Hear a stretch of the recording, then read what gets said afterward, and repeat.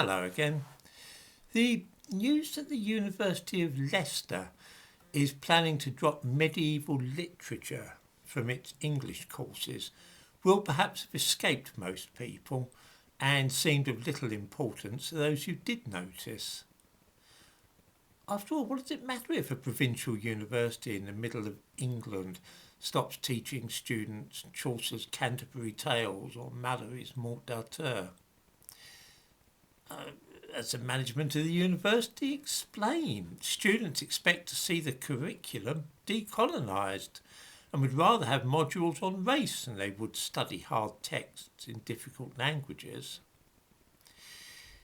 One sympathises, of course, because most of us would rather listen to somebody droning on about some easy to understand topic instead of struggling to make sense of an old language that nobody speaks anymore. Nevertheless, this is a terrible move, and one which strikes at the very identity of the nation. Let me try and explain why.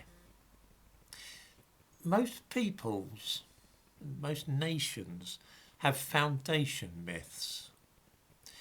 In India, there are the Vedas, which tell of the conquest of the northern part of the subcontinent by the Aryans over 3,000 years ago.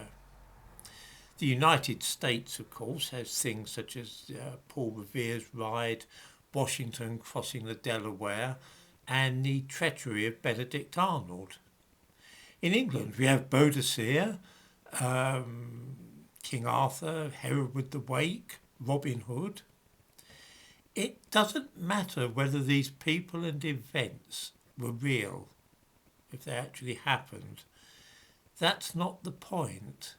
They tell people living in a nation who they are and give them a common identity. Myths like this act as a unifying force, a common heritage that unites everybody. It tells Americans who they are, how they should behave, and in the same way it gives Indians and English people ideas about what sort of people they are, what a good Indian might be like, or what we would expect from a real Englishman.